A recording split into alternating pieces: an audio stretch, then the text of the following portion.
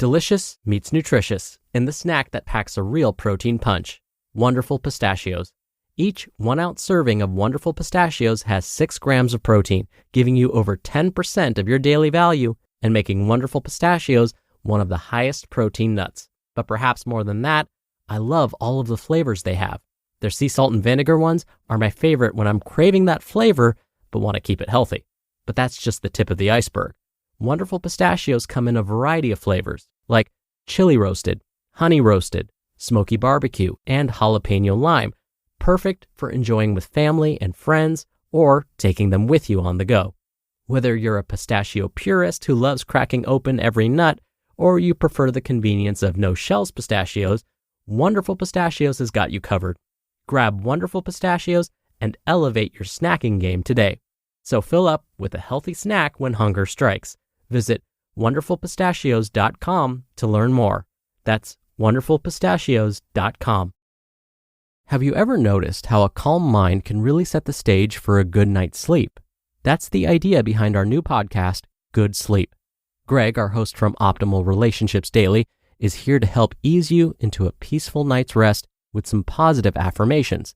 And these affirmations aren't just comforting, they can help ease anxiety and nurture positive thoughts, setting you up for true good sleep. So, press play on Good Sleep tonight because a good tomorrow starts with a good night's sleep. Just search for Good Sleep in your podcast app and be sure to pick the one from Optimal Living Daily.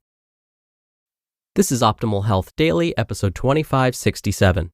What is the FITT Principle and how can it improve your fitness? By Marc Bilodeau of FITTtrend.com, and I'm your host, Dr. Neil Malik. Hey there, happy Sunday and welcome back to Optimal Health Daily, where I simply read to you from the best health and fitness blogs for free. This is kind of like an audiobook, but with articles instead, and articles from a bunch of different authors, and of course, with permission from those sites. Now on Fridays, I answer your questions. Remember, you can send me a question by going to oldpodcast.com/ask or email your question directly to health@oldpodcast.com. All right, and with that, let's hear today's article and continue optimizing your life. What is the FITT Principle and how can it improve your fitness? By Marc Bilodeau of FITTtrend.com. There is no shortage of advice regarding your fitness and health. Different diets, workout programs, and training plans exist to achieve specific goals. However, you may want to structure your workouts, track your progress, and go at your own pace. If this sounds like you, you may want to consider using the FITT Principle. What is the FITT Principle? The FITT Principle is an easy-to-follow, straightforward guideline for revising and improving your workouts. It consists of 4 elements that help you tweak your routine to keep you moving toward your fitness goals. FITT, or F-I-T-T, is an acronym that helps you easily remember the levers you can adjust to avoid plateauing and continuously challenge yourself. Let's look at the 4 elements of FITT. 1. Frequency. Frequency represents how often you exercise. It can depend on several factors such as your goals, fitness level, and the types of workouts you do. While consistency is critical to establishing an exercise habit, it's vital to have a regular schedule that allows for recovery time between workouts. 2. Intensity. Intensity measures how hard your body is working while exercising. There are many ways to measure intensity. If you have a fitness tracker, you can monitor your heart rate. Otherwise, you can use the rate of perceived exertion scale to track how hard you're exercising. 3. Time.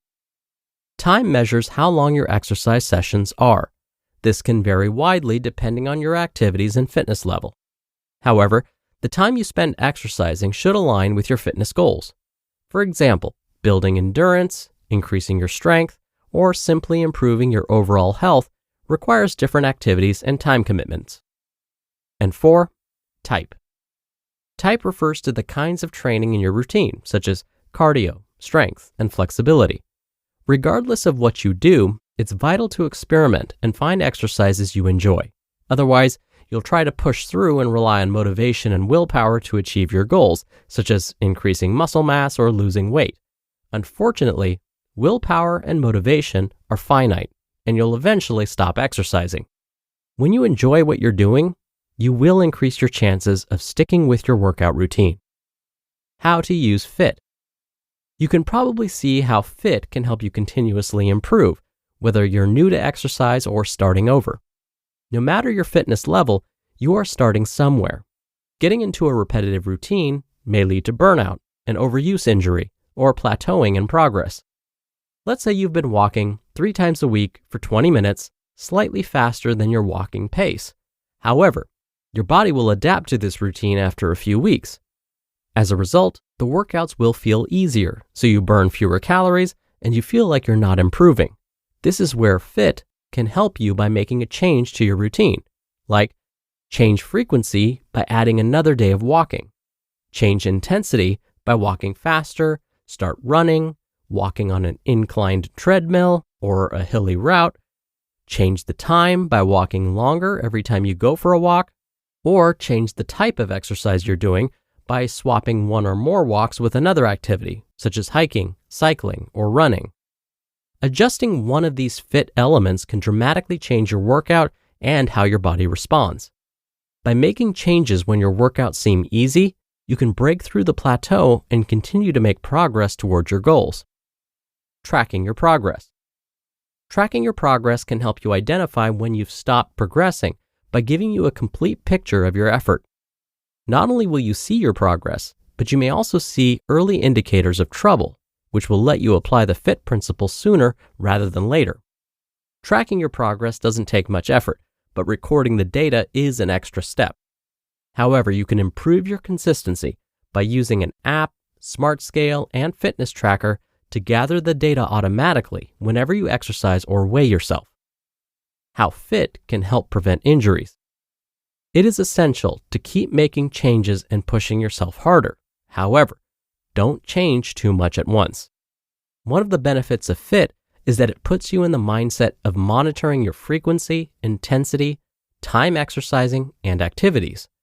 When you mindlessly exercise doing the same activity or don't get enough rest between intense workouts, you increase your risk of an injury. However, FITT encourages you to add variety to your workouts, breaking up repetitive movements with different activities and building in rest days. The takeaway. FITT lets you personalize an exercise plan that aligns with your fitness goals, helps you continuously make progress, and keeps your workouts engaging. The FITT principle can help you break through plateaus. Tracking your progress can help you identify when you've stopped progressing. Therefore, you can make adjustments when you're seeing signs of trouble. You just listened to the post titled, "What is the FITT Principle and How Can It Improve Your Fitness?" by Marc Bilodeau of FITTTrend.com, and I'll be right back with my commentary. We're driven by the search for better, but when it comes to hiring, the best way to search for a candidate isn't to search at all. Don't search, match with Indeed. Indeed is your matching and hiring platform with over 350 million global monthly visitors and a matching engine that helps you find quality candidates fast. Ditch the busy work. Use Indeed for scheduling, screening, and messaging. 93% of employers agree Indeed delivers the highest quality matches compared to other job sites. One of the things I love about Indeed is that it filters out incompatible applicants. So when you're hiring, the process is much faster, and you only have to consider applicants that are already likely to be a great fit. And listeners of this show will get a $75 sponsored job credit to get your jobs more visibility at Indeed.com/health. Just go to Indeed.com/health right now and support our show by saying you heard about Indeed on this podcast. Indeed.com/health. Terms and conditions apply. Need to hire? You need Indeed. Dr. Neal here for my commentary. Earlier in the article, when talking about intensity, today's author Marc said that we can use something called a rate of perceived exertion scale to track how hard we're exercising.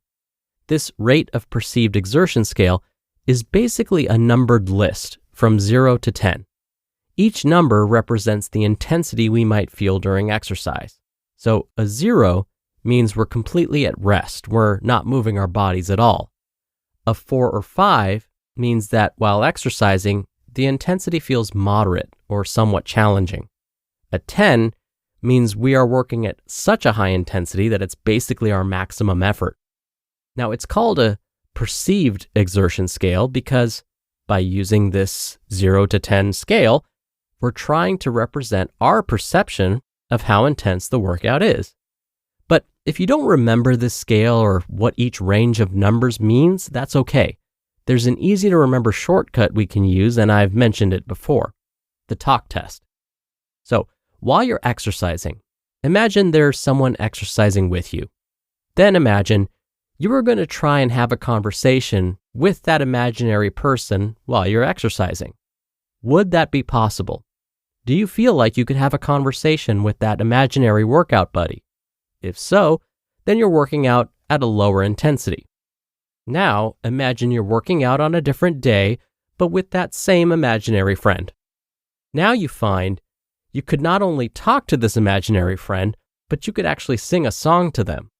That means you're exercising at a very low intensity. Now, imagine you're exercising, couldn't imagine yourself singing, and definitely can't have a conversation with that imaginary friend. Then you're working out at a high intensity.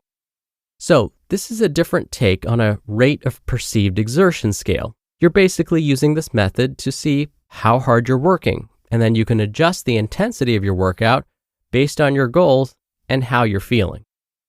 All right, that'll do it for today's episode. Thank you so much for listening and being here every day, especially on the weekends. I hope you have a great rest of your Sunday, and I'll be back here tomorrow where your optimal life awaits.